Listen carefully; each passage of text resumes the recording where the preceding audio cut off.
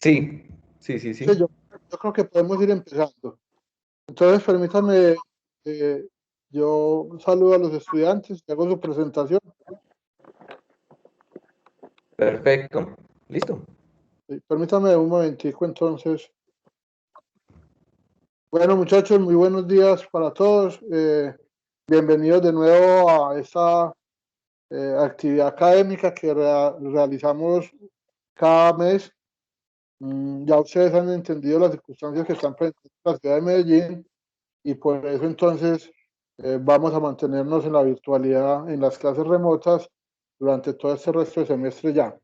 La universidad está viendo la posibilidad de arrancar la alternancia para hacer un piloto, pero vamos a tener que postergar 2 semanas más, que es la decisión que están tomando en este momento el Consejo Académico. Entonces, atendiendo a la colaboración del profesor Mauricio Gil León, él es economista de la Universidad Pedagógica y Tecnológica de Colombia, tiene una especialización en finanzas de la Universidad Pedagógica y Tecnológica de Colombia y una maestría en economía también de la misma institución.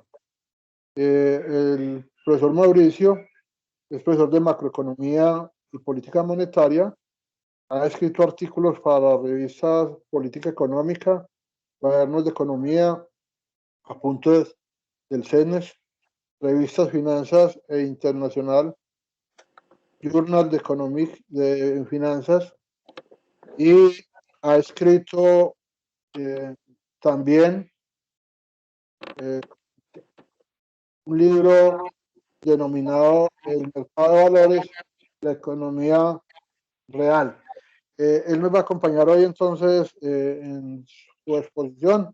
Es un tema que revisa bastante interesante a nosotros, sobre todo para los que nos gusta toda esta parte de investigación. Y así que, profesor, bienvenido y muchas gracias por colaborarnos. Bueno, pues un gusto realmente, decano, pues, por la invitación. ¿No? Me alegra bastante participar en estos eventos. Juan Camilo, lastimosamente, no se encuentra. Me comentó un poco de qué tratan y todas las actividades mensuales que realizan. Pues me parece bastante interesante este acercamiento. Además, pues, bueno, desde la UPTC, que es donde pues trabajo. Yo soy profesor allí de tiempo completo. Entonces, pues no, nada, pues cualquier actividad de cooperación institucional relacionado con el tema académico, pues será un gusto estar allí participando. De alguna manera, pues esta invitación me la hace Juan Camilo también, pues porque creo que tenemos intereses de investigación similares. Sé que en un aula se abordan los temas de política monetaria. Especialmente he seguido los trabajos de Juan Camilo con bastante seriedad. Bueno, entonces ustedes me dirán cuánto tiempo tengo más o menos para la charla y arrancamos. Eh, Profesor, yo creo que podríamos trabajar unos 40, 45 minutos y tener unos 15 o 20 minutos respondiendo como consideres el tiempo para que te hagan algunas preguntas a los muchachos y espero que los muchachos estén bien participativos. Y no, muchas Sí, gracias de nuevo, como le digo, la universidad y la Facultad de Economía a sus órdenes y esperamos tener posibilidades de realizar otras actividades en conjunto. Muchas gracias. perfecto, profesor. Entonces voy entonces a compartir pantalla. Entonces voy aquí 45 minutos, listo. Pues nada, por favor me confirman si ustedes logran ver mi pantalla, que en este momento estoy presentando. Sí, profesor, ya se ve. Listo. Bueno, entonces voy a dar inicio. Bueno, la, la presentación que quiero realizar pues es precisamente de un artículo que publiqué en la revista Cuadernos de Economía de la Universidad Nacional, eh, la número 81, en donde pues abordo un problema que hoy parece más coyuntural que en el momento que lo escribí, que realmente yo lo escribí en el año 2019, fue publicado en 2020, ya después de un número de artículos relacionados con este tema. Pero pues este tiene un interés particular, dado que profundiza en la explicación de lo que son las decisiones de política monetaria, atendiendo a problemas de estabilidad financiera en economías emergentes. Este tema realmente ya durante los últimos años ha sido bastante discutido, realmente no es un tema que durante los, digamos que la historia de la investigación en economía haya sido demasiado tratado, sino fue tratado después de la crisis del 2008. Desde ese momento empezó a tener un crecimiento la literatura respecto al tema de estabilidad financiera. Y digamos que diferentes posiciones teóricas lo abordaron de tal manera que tenían cada uno explicaciones distintas y apuntaban a que la política monetaria respondiera de manera también distinta. En ese sentido, mi trabajo, pues, que los invito, por supuesto, a leer, lo pueden descargar de la página web de la revista de Cuadernos de Economía. Entonces pueden simplemente digitar el nombre del artículo y de esa manera ya lo van a encontrar. Listo. Pues además de presentar el artículo, no podemos pues alejarnos un poco de la realidad y pues dado que el artículo realmente fue publicado el año pasado, que estábamos en medio ya de la pandemia, no fue motivado en realidad por nada relacionado con el tema, dado que la investigación la había realizado antes del 2019.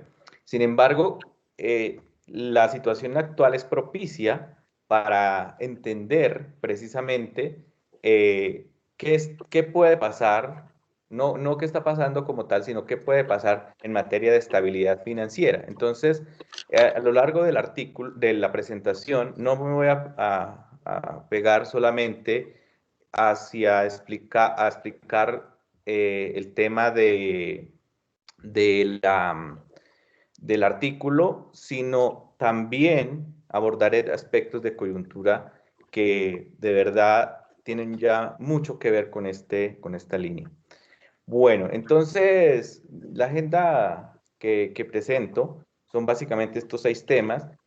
Estos 6 temas son básicamente lo que constituyen la estructura del artículo, exceptuando pues de motivación que voy a dar un contexto pues para que nos ubiquemos todos, dado que aquí pues hay estudiantes de todos los semestres. También saludo a algunos estudiantes que invité de la UPTC, creo que algunos ya entraron. Eh, entonces, pues en principio voy a dar algún contexto, unas definiciones que son necesarias pues, para que se entienda el tema y no quedemos de pronto perdidos en algunos conceptos que al final serán esenciales. Bueno, entonces la motivación básicamente que tiene este artículo está ligada al papel pues, de la estabilidad financiera. Digamos que este es un artículo donde la relación que planteo es, bueno, la estabilidad financiera es lo esencial y, bueno, cómo los bancos centrales responden. No necesariamente con política monetaria, como a veces se piensa, que el Banco Central únicamente es una autoridad monetaria y que pretende siempre apuntar a objetivos relacionados con la inflación o el producto. Digamos que eso es lo que en general se tiene en mente. Sin embargo, hay un objetivo natural, y digo natural porque en la historia de los bancos centrales, prácticamente los primeros objetivos que se tuvo fue el de estabilidad financiera. Entonces es un objetivo natural. Sin embargo, pues ya con las nuevas estrategias de política monetaria, pues esto aparentemente se vino diluyendo y pues condujo de cierta manera a que los bancos centrales antes del 2008 no prestaran demasiada atención a este objetivo. Pero entonces cuando se habla de la estabilidad financiera, que es muy normal usarlo, pues a nivel macroeconómico tiene que ver con esto fundamentalmente, que es el correcto funcionamiento del sistema de pagos. Quiere decir, en otras palabras, que la función del dinero se cumple plenamente y además no hay ciertas distorsiones que pueden llevar a que los agentes tomen malas decisiones, como es el caso de la formación de burbujas en precios de activos.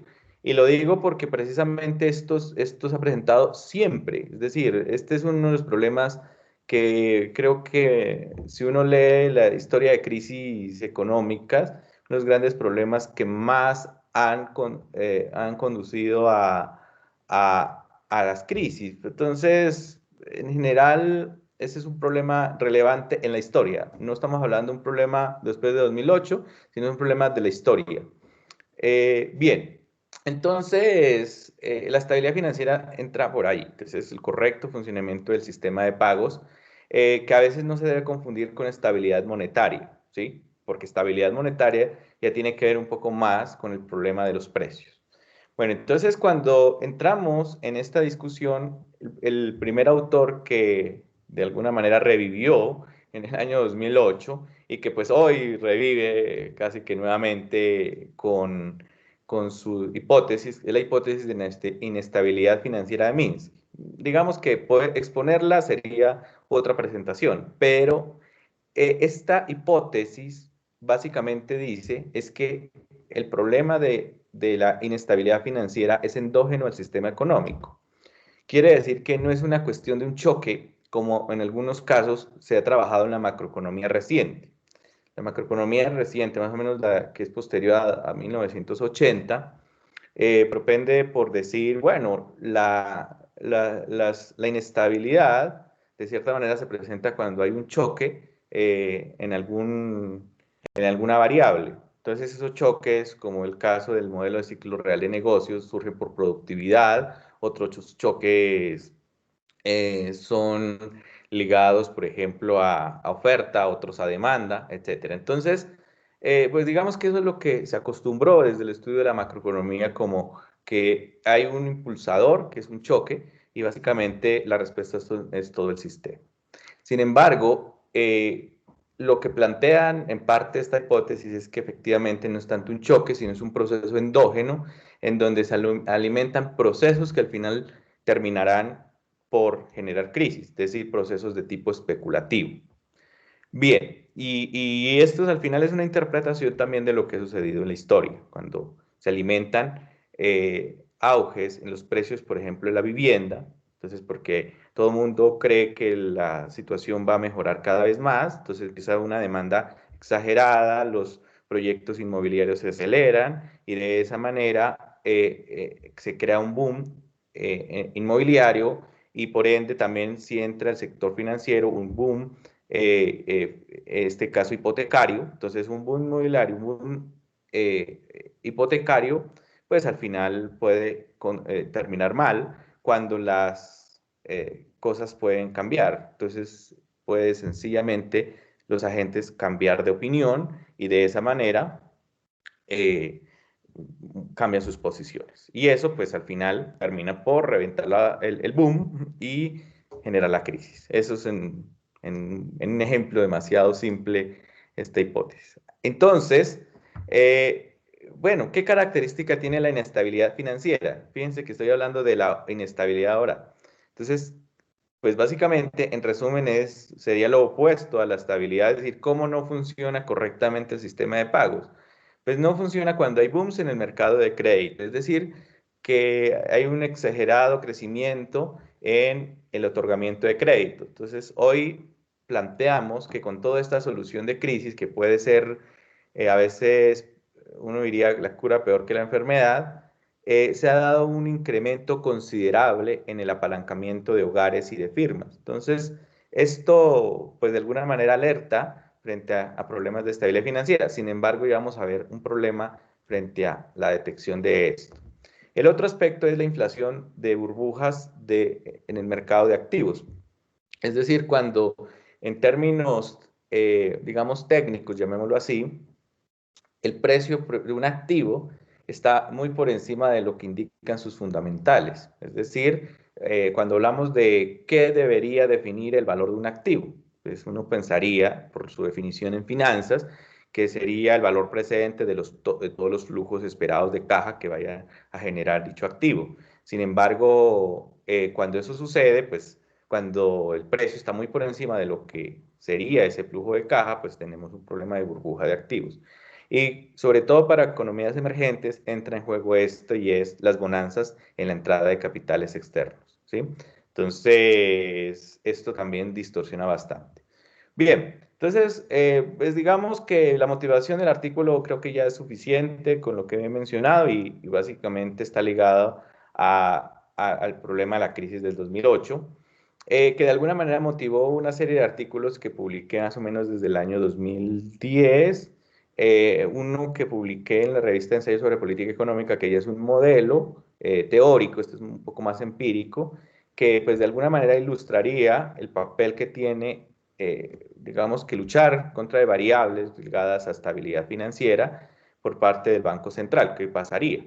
Bueno, pero entonces, desde el año 2008, este tema pues ha sido el boom en la literatura y pues ha venido ganando bastante terreno en diferentes corrientes, como ya lo dije. Pero bueno, expliquemos un poco por qué ocurre. Pues volvamos a la idea, digamos que apartémonos un poco de la hipótesis que mencionaba, pero entonces arranquemos con una idea que desconocemos precisamente el origen del, del problema, entonces vamos a partir de un shock.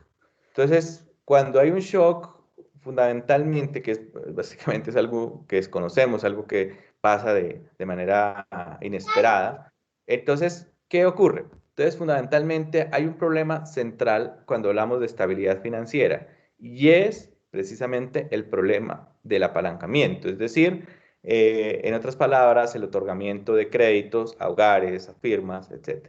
Bien, este gráfico es muy reciente, lo tomé ayer o esta semana revisando el Global Financial Stability Report, que básicamente es un reporte que hace el Fondo Monetario Internacional especializado en estos temas. Pues básicamente muestra esto, bueno, en parte porque alerta sobre las posibles fallas en la estabilidad financiera que conducen todo este exceso de apalancamiento que está generando la solución a la crisis causada por el COVID. Entonces, ¿cómo funciona? Fundamentalmente es que un choque, del que sea, en este caso hablamos de choque del COVID, viene reflejado en una decisión de política del Banco Central que afecta de inmediato las condiciones financieras. Entonces, hay un aspecto que es relevante a considerar cuando entendemos este esquema y es precisamente el papel que tiene las políticas macrofinancieras. Algunos los han popularizado como las políticas macroprudenciales. Digamos que si la política macroprudencial es bastante rígida en un país, tal vez el apalancamiento no crece tanto. Si es mucho más flexible, tal vez sí. Digamos que Estados Unidos hoy se encuentra con una situación y es que, por ejemplo, ya hubo un desmonte por Trump de la ley Dodd-Frank, que básicamente fue una ley que de alguna manera le puso coto a la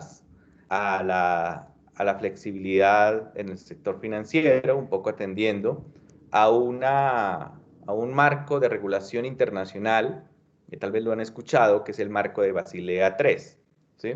Entonces, fundamentalmente es un marco de regulación financiera que pretende también evitar problemas de inestabilidad financiera. Entonces, las condiciones financieras que cambian, como por ejemplo el crédito, los precios de los activos, pues conducen a básicamente unas condiciones de apalancamiento, pues también determinadas por la política. Y esas condiciones llevan fundamentalmente a que se altere las posiciones, en este caso, los niveles de pasivos de, de las empresas, de los hogares, que al final son causantes de desequilibrios financieros. Y esos desequilibrios que al final significa que hay burbujas de precios de activos, que hay booms en el mercado de créditos, que hay pues, alimentado con esto un boom en la entrada de flujos de capital a los países, sobre todo emergentes. Entonces eso al final que termina generando riesgos de estabilidad financiera. Ojo con el concepto, aquí hablamos de riesgos. Entonces cuando hablamos de riesgos, muchos pensarían en la probabilidad de una cartera morosa cada vez mayor. Entonces eso es un riesgo.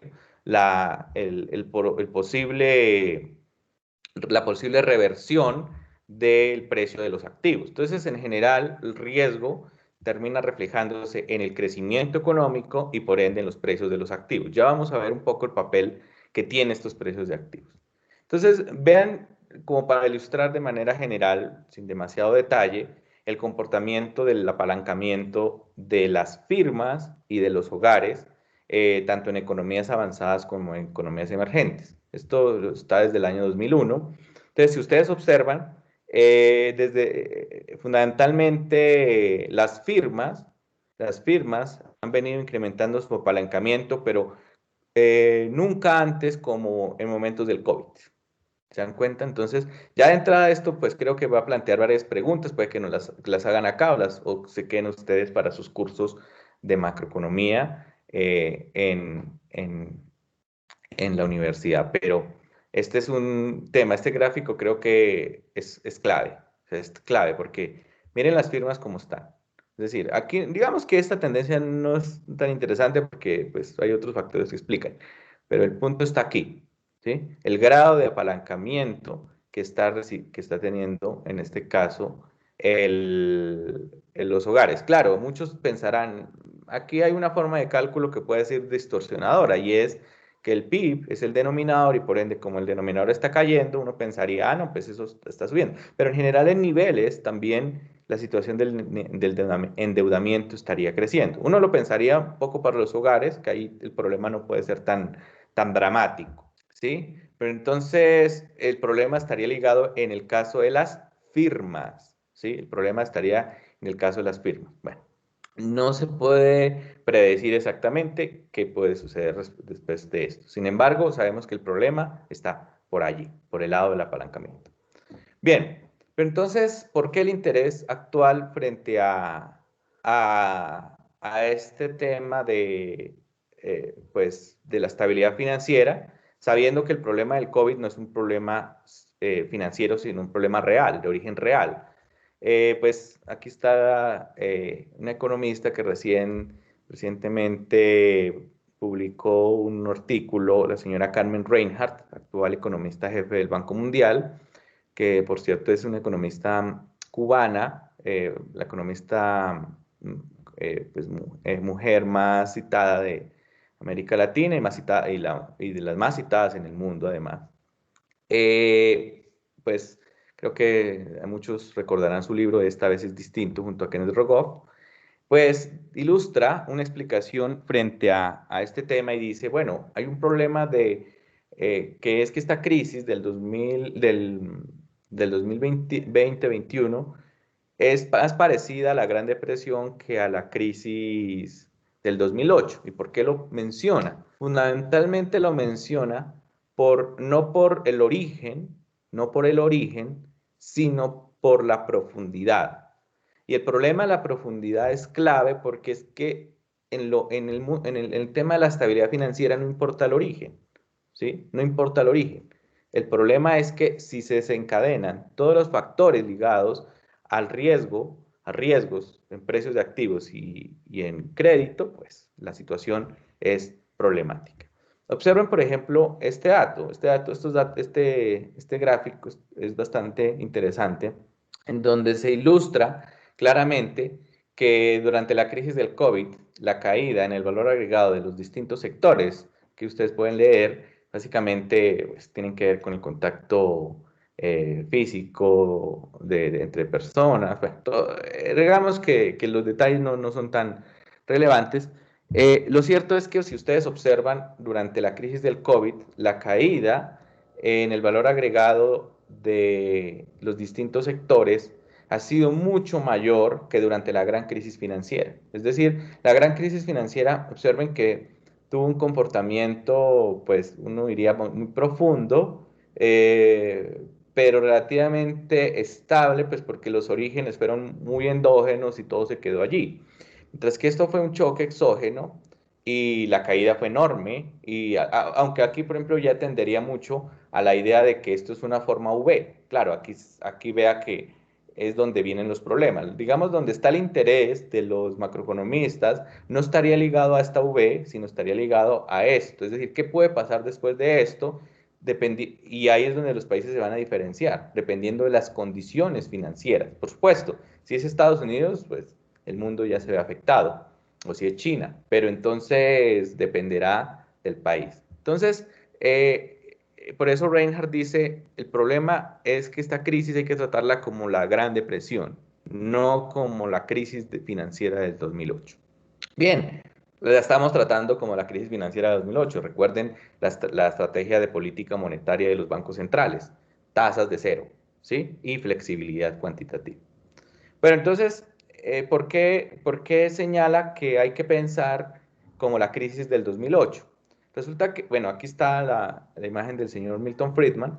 Eh, eh, Él plantea algo muy relevante y muy sencillo, y es la causa de la crisis de la Gran Depresión del 29 fue precisamente que no hubo una respuesta de política monetaria lo suficientemente fuerte. Quiere decir que en general no hubo algún tipo de respuesta ligada a mayor oferta monetaria, dado que por la crisis desaparecieron gran parte de los bancos, los depósitos por ende desaparecían, y recuerden que como los depósitos son parte de lo que serían los medios de pago, entonces desaparecen medios de pago y es como si se diera endógenamente una contracción de la oferta monetaria, que debería haber sido lo obvio.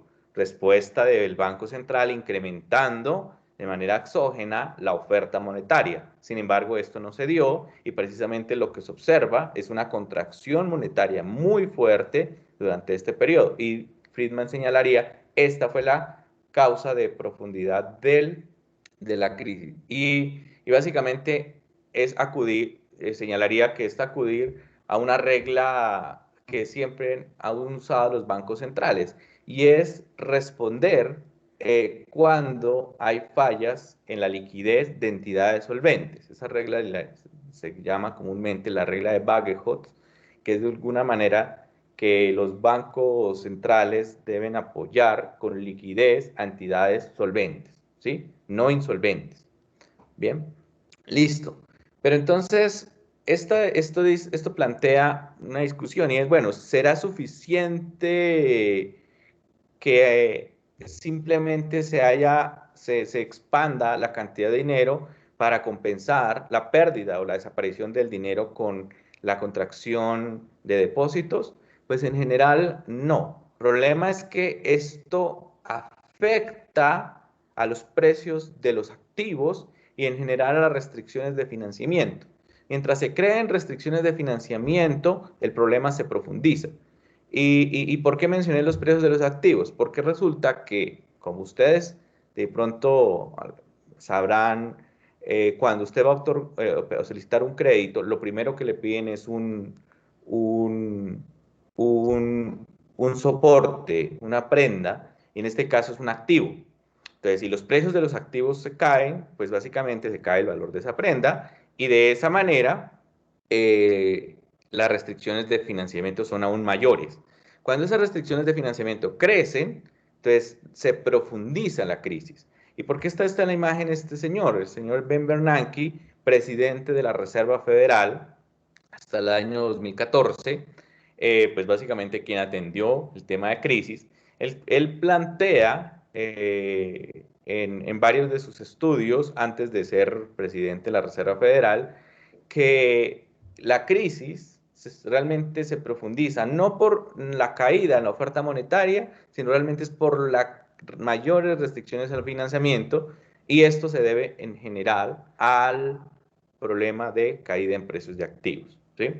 Y este básicamente casi que como una réplica a la versión 2020 con el choque del COVID, pues Caballero y Simsek, pues mire, este artículo lo recomiendo. En este artículo que aquí muestro, básicamente se explica lo mismo. Dice, bueno, si se debilitan las condiciones o sea, el colateral, el valor del colateral, como es el caso de los precios de las viviendas, los precios de las acciones, pues básicamente las restricciones al financiamiento serán mayores y por ende la crisis se profundizará. Es decir, no vamos a tener una salida en V, sino que tendremos una salida, no sé, de otra forma, pero no será en V si no se alivian las condiciones. ¿Por qué? Porque hay una intolerancia al riesgo. Esa es la hipótesis que se plantea acá, la intolerancia al riesgo. Bien, en general entonces, ¿cómo se entiende las decisiones de política monetaria y de los bancos centrales que terminarán por afectar la estabilidad financiera? Entonces ya creo que en el gráfico mucho más bonito atrás, que el que tomé del reporte de estabilidad financiera del FMI, pues tomado más o menos con la misma idea, pues se ilustra este esquema en donde se dice, mire, toda la decisión de política monetaria afecta a la toma de riesgos, a la decisión de tomar riesgos por parte especialmente de los bancos y de los agentes. Entonces, ¿qué ocurre? Pues una decisión de política monetaria afecta al crédito, tanto en calidad como en cantidad. El problema aquí creo que más que en cantidad, a veces está en calidad, pues porque si es demasiada la cantidad, también afecta la calidad, ese es el punto. Pero entonces, ¿de qué depende esto? Pues depende mucho, entonces la toma de riesgo depende cómo se ve el riesgo, ¿sí? Si planteamos que hay una caída en los precios de los activos, de entrada ya hablamos de que el riesgo es extremadamente alto. Pero pensemos en el caso contrario, hay boom de precios de activos, el riesgo se piensa es bajo, pero vean que ahí viene el problema endógeno, y es que si se piensa que es bajo el riesgo, pues se va a tomar exceso de crédito y cuando ya sea excesivo, el riesgo se incrementa y cambia el papel, cambian los papeles. Entonces ahí es cuando se revientan precisamente las burbujas. Entonces, por eso es clave una regulación, una supervisión del sistema financiero. Ahí es donde atienden las políticas macroprudenciales. Y finalmente esto termina por, por decir lo siguiente, y es que hay que reconocer que los bancos en general administran de forma procíclica sus balances. Quiere decir que en auge expanden y en caída contraen. Por ende, ¿qué quiere decir eso? Que ellos profundizan necesariamente las crisis. O sea, puede que la crisis sea por COVID, por un terremoto, por lo que sea. Pero el problema es que la administración procíclica de los balances profundizan las crisis. Ese es el problema central allí. Bien, entonces, ¿qué dice la literatura al respecto? Bueno, entonces frente a la literatura hay que plantear una idea en donde se dice, bueno, el Banco Central debe reaccionar a los precios de los activos, sabiendo que estos son importantes al momento de determinar el ciclo financiero de una economía. Pues frente a esto hay varias posiciones. La primera posición, que básicamente se ilustra desde el año 2000, el Bernanke del 2000, ya la postura puede haber cambiado, y decía en este paper muy influyente, pues que básicamente no se debía dar esa inclusión, no porque no fueran importantes los precios de los activos, de hecho, si de pronto si ustedes ya en macro un poco más avanzada han leído el problema del acelerador financiero, el acelerador financiero pues fue planteado también por Bernanke, pues señala en parte el papel que tienen los precios de los activos en las restricciones al financiamiento. Entonces, fundamentalmente, Bernanke dice, no, no debe haber una inclusión de los precios de los activos en la regla de política por el hecho de que básicamente no se puede prever si va a haber burbujas de precios de activos o simplemente son condiciones explicadas por los fundamentales. No se puede separar eso. Al no poderse separar eso, básicamente no tiene sentido reaccionar a algo que se desconoce demasiado. Bien, entonces ese es el primer argumento.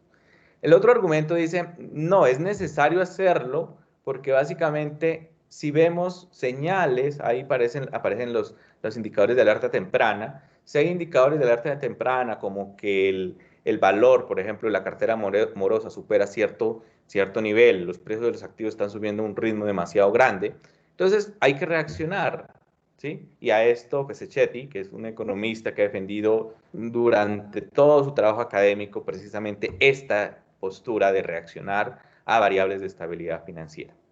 Y básicamente en este otro paper, con Lowe, básicamente lo plantea y es, bueno, el problema central que tienen los bancos centrales es la inflación, pero entonces será que con el hecho de que haya inflación baja y estable, se garantiza la estabilidad financiera? La respuesta es no, por el hecho de que precisamente en muchas ocasiones el garantizar la inflación baja y estable puede ir generando la aparición de posibles burbujas especulativas. Frente a esto, bueno, ya se discute en trabajos empíricos, pero pues no se aborda más allá de eso.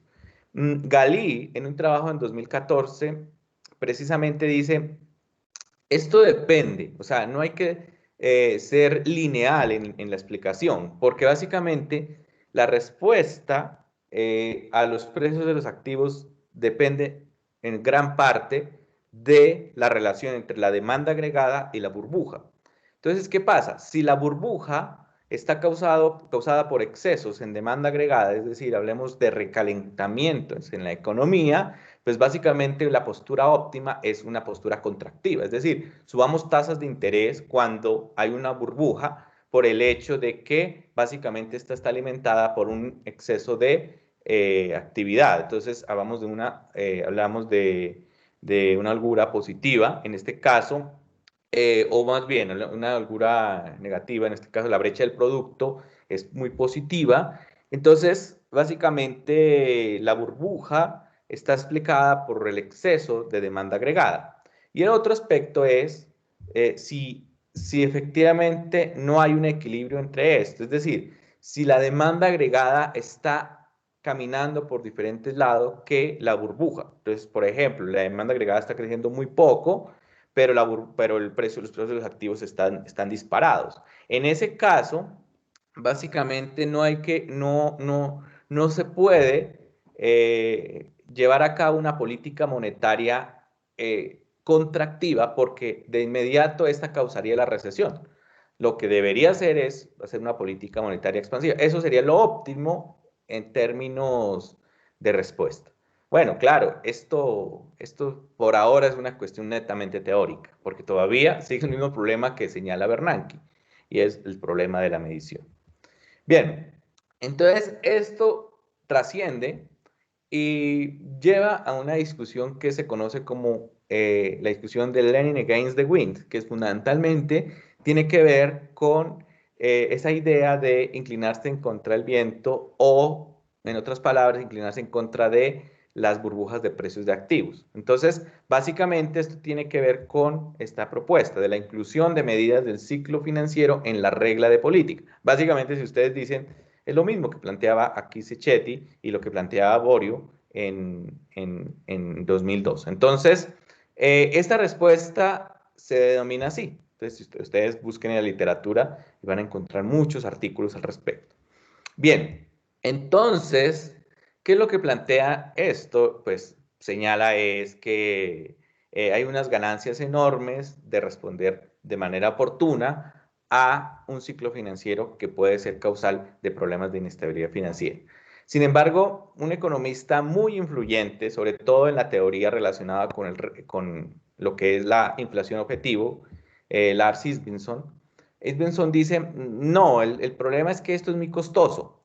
porque básicamente cuando se tiene una postura de leaning against the wind, lo que termina pasando es que las economías se mantienen débiles a lo largo del tiempo. Por tanto, es casi que algo así como una crisis, una medio crisis permanente. Entonces, esto de alguna manera no es adecuado, no es óptimo para las decisiones de política monetaria. Bien, entonces hay dos posturas encontradas de Isbinson y Borio. De hecho, les recomiendo, era una recopilación interesante que se hizo en el año 2017 en la revista del Banco Central de Chile, donde básicamente hacen la confrontación de Isbinson frente a Borio respecto a este tema. Entonces, les recomiendo que lo lean si tienen ese interés.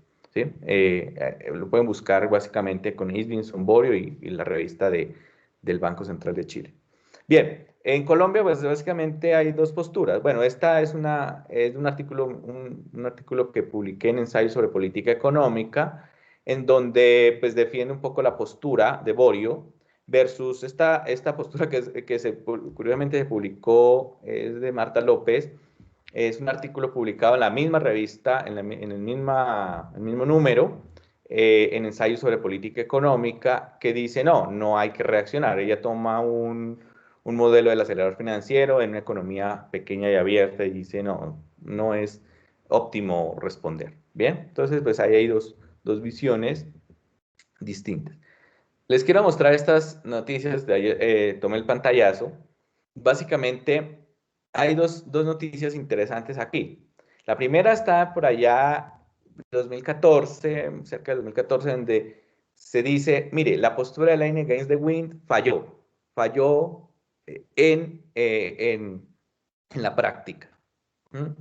Básicamente este es el país de Isbinson, donde se impulsó esta estrategia de responder a los precios de los activos. Y básicamente es que Suecia, el Riksbank, como ya se llama el Banco Central, respondió de manera muy agresiva al exceso de subida de precios de activos y del crédito con una política monetaria contractiva que de alguna manera deprimió la economía a lo largo de esos años. Entonces dice, esto es el fracaso de la estrategia de Leaning Against the Wind, ¿cierto? Entonces, esta es la primera idea y dice, bueno, en la práctica fracasó. Sin embargo, recientemente esta noticia en The Wall Street Journal básicamente dice, mire, el Banco Central de Nueva Zelanda, ¿qué tiene de interesante el Banco Central de Nueva Zelanda? Que es el banco central innovador, digamos, por naturaleza. Si ustedes recuerdan, el primer banco central que implementó el esquema de inflación objetivo fue este banco, ¿sí? 1989. Entonces, ahí entra nuevamente una estrategia y es responder a los precios de la vivienda, es decir, a los precios de los activos. Tener indicadores que le lleven a que dentro de la regla de decisión de la política monetaria tengan en cuenta los precios de los activos. ¿Eso qué significa? Tomar en serio el ciclo financiero, tomar en serio un objetivo de estabilidad financiera. Bien, entonces dos noticias un poco encontradas en el Financial Times y en el Wall Street Journal, pero básicamente atienden a esta discusión. Bueno, ahora, ¿y qué tiene que ver un poco este problema de la inflación objetivo, de la estabilidad financiera? Pues ahí hay que tener en cuenta una cosa, y es que no necesariamente estos dos objetivos peleen, es decir, si buscamos estabilidad financiera vamos a tener problemas de inflación. Realmente no. Hay que ver un poco esto de forma no lineal, y es lo siguiente, esta postura en donde se dice, hay dos equilibrios, ¿sí? Los dos equilibrios, básicamente el uno es un equilibrio separador, y el otro es un equilibrio agrupador, se argumenta lo siguiente. Se argumenta fundamentalmente que en el caso de un equilibrio separador es cuando precisamente los objetivos de inflación y de estabilidad financiera pues van de forma diferente. Y esto se presenta en escenarios de inflaciones altas. Países que tienen inflaciones altas, lo que primero les interesa es bajar las inflaciones y lo que al final les interesa es que haya estabilidad financiera, a pesar de que la estabilidad financiera es clave en el funcionamiento de la política monetaria, pero de todas maneras se sacrifica en algún sentido la estabilidad financiera, pensando que es primero la inflación. Entonces ahí hay un equilibrio separador, es decir, no encontramos equilibrio en estos dos objetivos. Y el agrupador es precisamente cuando hay inflación baja, es decir, apuntamos a decir el régimen de inflación objetivo es interesante para la estabilidad financiera porque si baja la inflación es capaz de que el Banco Central se plantee una idea de estabilidad financiera, es decir, podemos que los dos objetivos sean viables, sean óptimos. Bien, ahí hay un aspecto que resulta relevante y está ligado a que básicamente en la evidencia empírica que dice, la evidencia empírica dice que generalmente los países que no tienen régimen de inflación objetivo han respondido más a indicadores de vulnerabilidad financiera que los que la tienen. Y ahí como que nos contradice el resultado anterior. Este es un resultado teórico, el de los equilibrios, pero este ya es un resultado empírico. Te diría, no, aquí hay un problema. Bueno, entonces, ¿cuál es el problema central? El problema central está en que los países básicamente no han respondido por un problema y es el problema de la transparencia. Uno diría, bueno, esto es una ventaja. Los bancos centrales en medio de la inflación objetivo, tienen que propender porque haya transparencia en sus decisiones de política. ¿Sí? ¿Y qué quiere decir eso? Apuntarle a otro objetivo reduce la transparencia. Apuntar a otro objetivo reduce la transparencia considerablemente. ¿Qué quiere decir esto? Que no es transparente cuando, por ejemplo, un banco central responde a tasa de cambio o responde a financiar al gobierno, ¿cierto? Ahorita con las nuevas propuestas de políticos, las ideas de financiar al gobierno o de buscar un objetivo de tasa de cambio no es transparente según el régimen de inflación objetivo. Bien.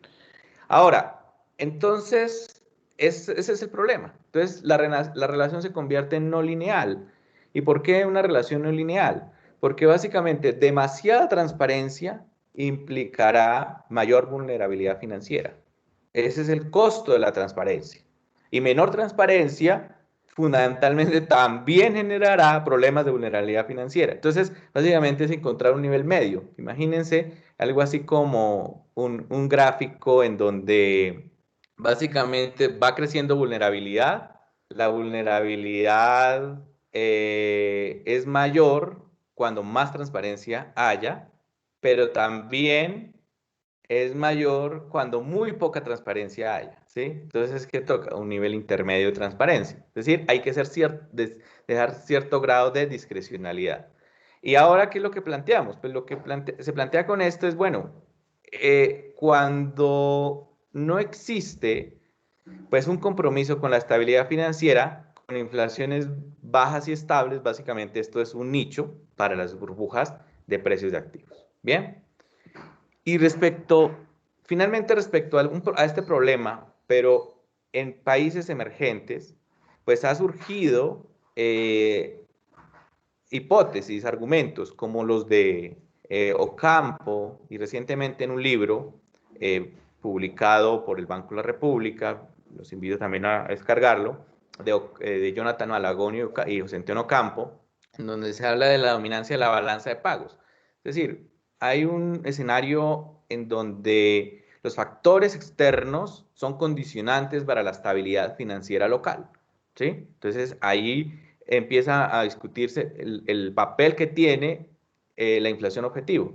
Si la inflación objetivo es suficiente para que se garantice la estabilidad financiera, ¿sí? Entonces vienen factores como la caída en los precios de los commodities. De hecho, Campo en el 2003 habla del superciclo de los commodities. Y si caen los precios de los commodities, genera incrementos de precios por medio del traspaso de la tasa de cambio a los precios locales, el efecto pass-through, muy conocido. Bien, Bueno, no voy a avanzar un poco esto que ya tiene que ver con un tema más de la política macroprudencial, pero entonces más bien voy a ir directamente a esto para poderles mostrar con tiempo los resultados. Bien, entonces, ¿cuál ha sido el marco de política de los países del estudio? Fundamentalmente, lo primero hay que tener en cuenta lo siguiente. Los cuatro países de estudio tienen régimen de inflación objetivo. Eso es lo primero.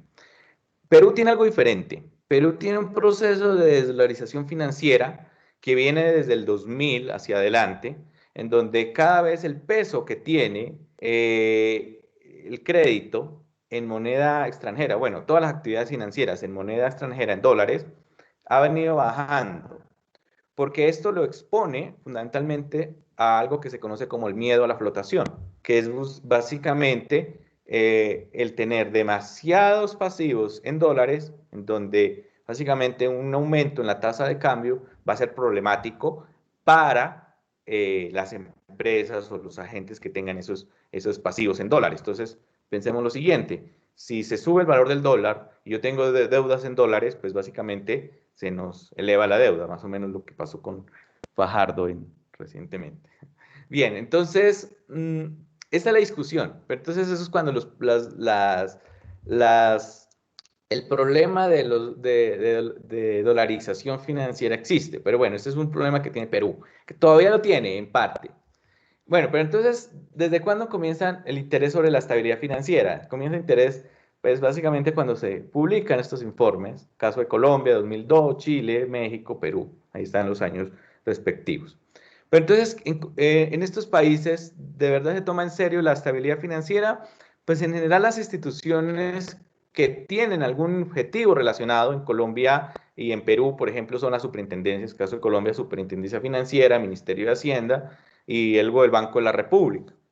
Pero entonces, en general, lo que quiero mostrar acá es que en general no existe como tal una institución que haga política macroprudencial, a pesar de que el Banco Central se supone que hace algo de política macroprudencial.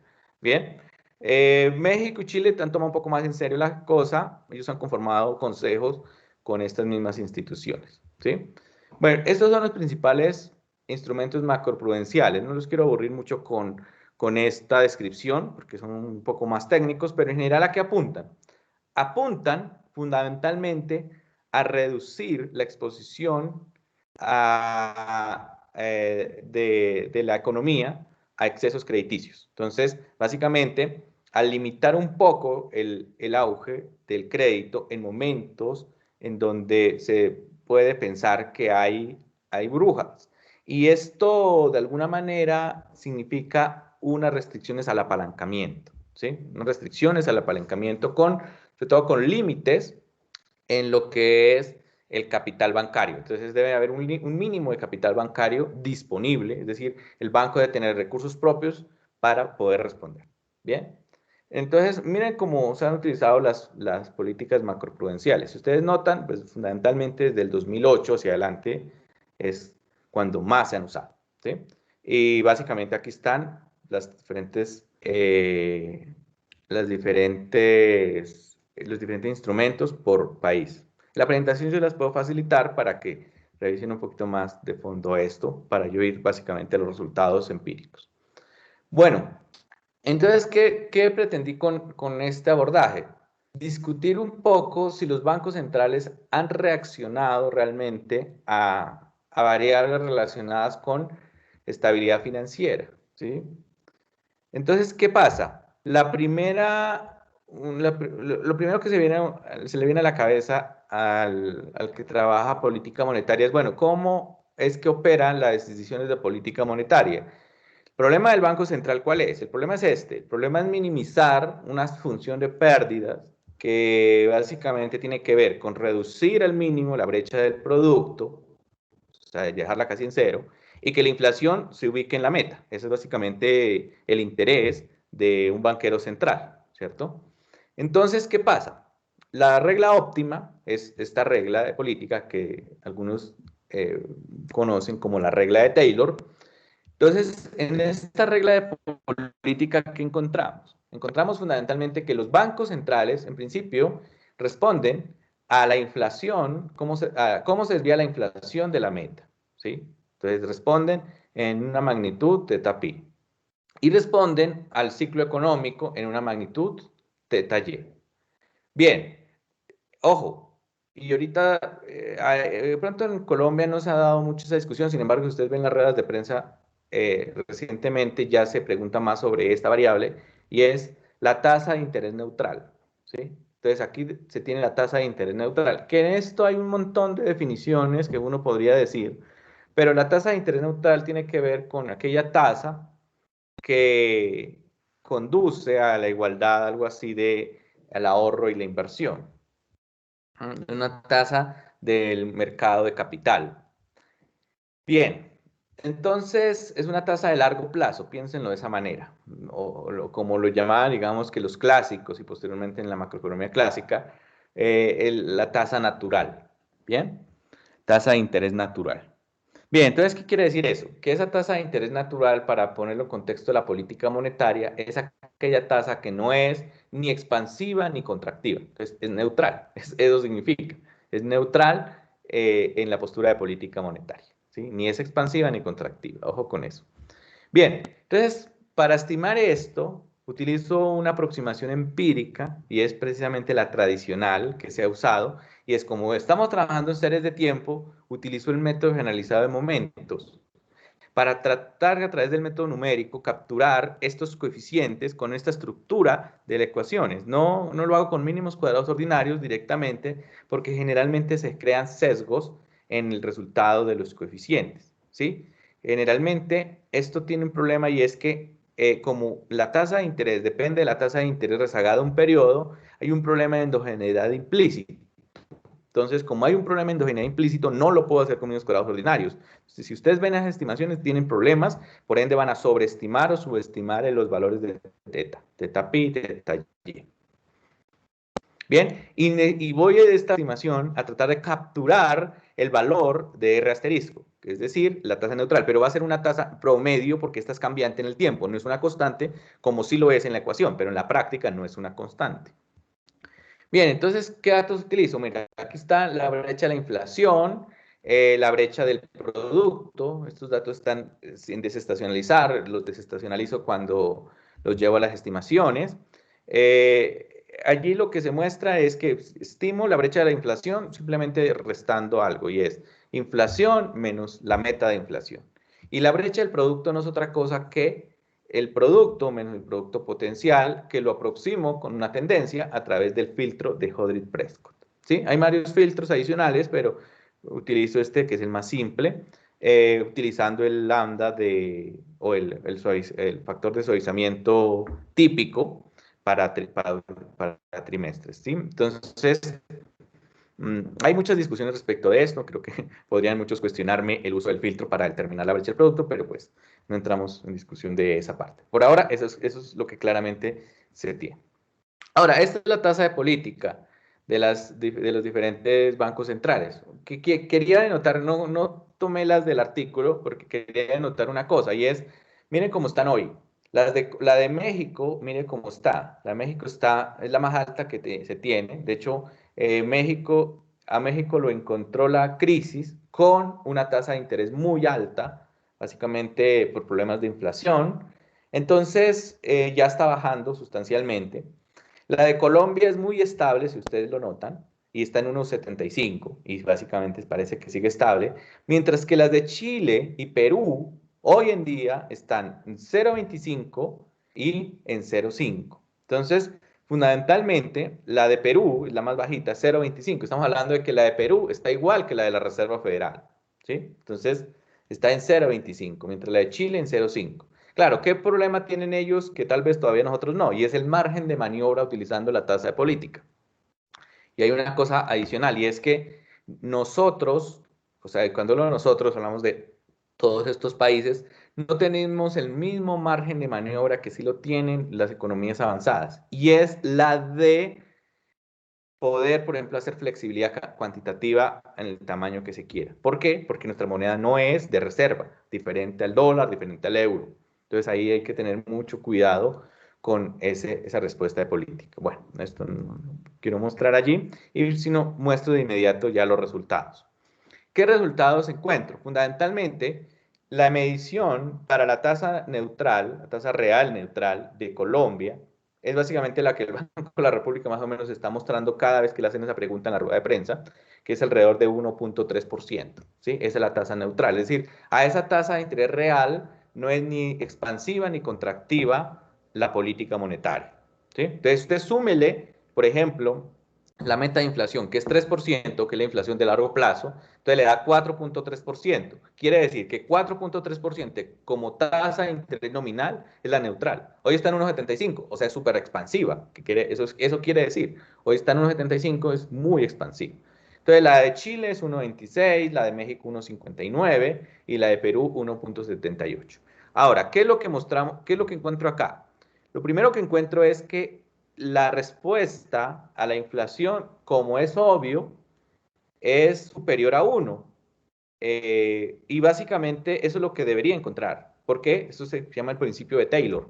El principio de Taylor es que para garantizar la estabilidad monetaria, necesito que la respuesta de política a la inflación, en este caso, sea superior a 1, por la característica de la regla que construí. En este caso, pues es obvio por una razón, y es el esquema de meta de inflación de todos los países. Ahora, ¿dónde entra la discusión? ¿Cómo responden al producto? Al producto responden los bancos centrales, también como se espera, de manera contracíclica.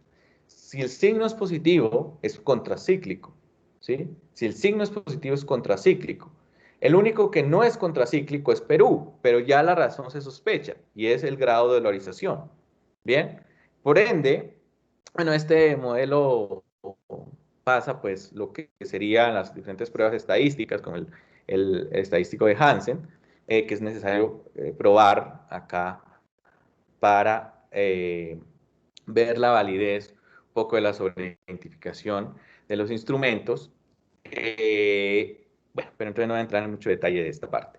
Lo cierto es que cuando tengo esta regla de política tradicional, pues encuentro, por un lado, que los bancos centrales son aversos a la inflación y responden de forma contracíclica, exceptuando Perú. Eso es lo primero que encuentro.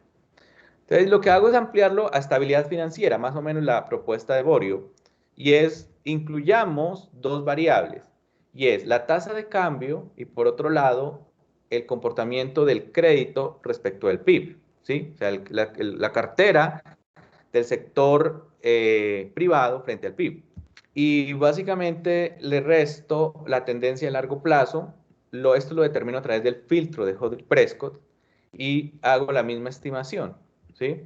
Hago la misma estimación. Entonces, ¿qué utilizo? Ahora utilizo unas brechas que se llaman las brechas del tipo de cambio, que es la diferencia entre la tasa de cambio y la tasa de cambio de largo plazo, capturada con el filtro de Hodge-Prescott. Y la brecha del crédito, que es la diferencia entre la proporción de crédito PIB y menos la proporción de crédito PIB de largo plazo. Bien, entonces ahí se puede observar el comportamiento en los diferentes países.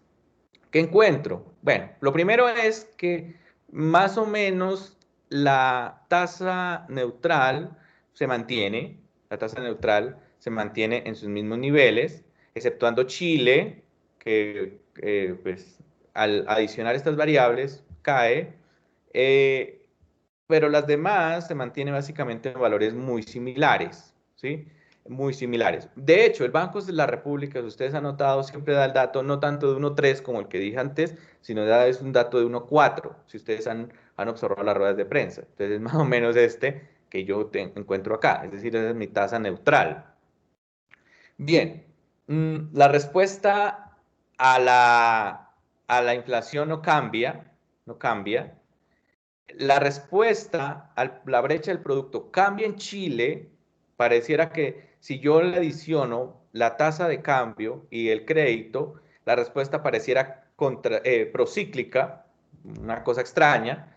Y Perú y México ahora, bueno, México ya lo era, Perú es contracíclico. Entonces uno diría, ¿y por qué razón? Y entra en la explicación. Entonces, la explicación es muy interesante. Lo primero, Colombia. Colombia se mantiene, es decir, la regla de política se mantiene al adicionarle tasa de cambio y crédito. Pero entonces vemos lo que sucede, y es que de manera implícita el Banco de la República sí responde o básicamente coincide en su respuesta cuando la tasa de cambio se desvía de la tasa de cambio de largo plazo, y la respuesta es positiva. ¿Qué quiere decir eso? Que si se deprecia demasiado la moneda, normalmente en Colombia ha subido la tasa de interés. Entonces, eso es una respuesta en parte para luchar contra la tasa de cambio, cosa que ya voy a mencionar un poco, no es tan malo en sentido estricto. Lo otro es la respuesta al crédito. Efectivamente es positivo. Quiere decir que si hay boom crediticios, pues la respuesta es positiva. Pero esto no es anunciado. La tasa de cambio, tal vez, el tema del crédito no es anunciado, sino es un problema que algunos pensarían, no, esto es un problema de correlación entre el boom del crédito y el boom de la economía. Sí, pero también está diciendo que de forma implícita esto, esto se presenta. Es decir, de manera implícita hay respuesta. Ese es el problema central. ¿Sí? A pesar de que puede haber correlación entre el boom crédito y la expansión de la brecha del producto, que como tal dan el mismo signo y por ende pues no podría decir eso. En el caso de Chile, la respuesta se vuelve procíclica porque el signo cambia, pero también es porque básicamente la respuesta a la tasa de cambio es atendiente a Lenin against the wind. ¿Qué quiere decir eso?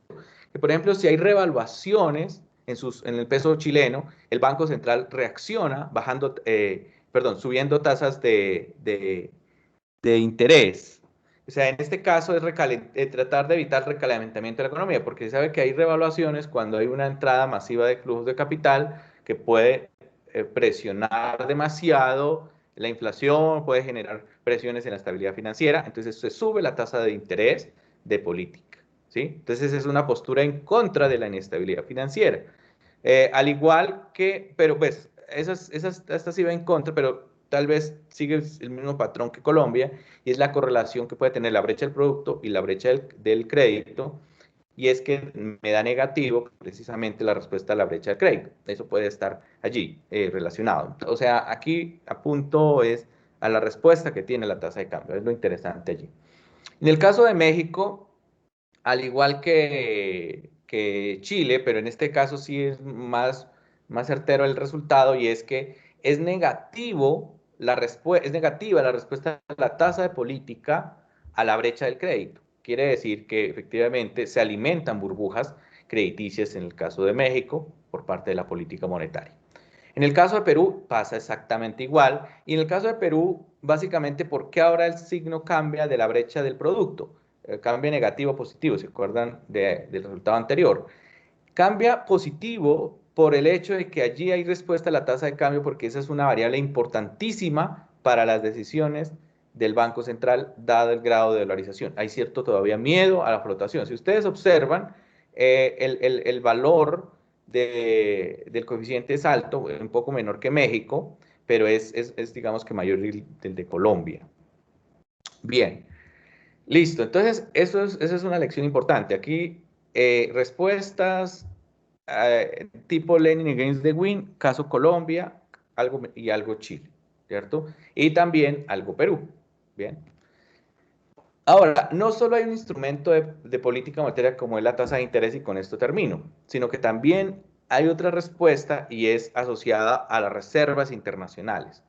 El planteamiento de José Antonio Campo y Jonathan Malagón dicen que es necesario, de alguna manera, acumular reservas internacionales en momentos de auge, y de esa manera intervienen en la tasa de cambio, evitan el exceso de apreciación de la moneda, y cuando, por ejemplo, hay una salida de flujos de capital o una caída de precios de commodities, entonces hay que salir a vender reservas internacionales. Entonces hay que usar este instrumento no como una política cambiaria, cosa que cambia ahora, sino es como una política macroprudencial, una política direccionada hacia la estabilidad financiera.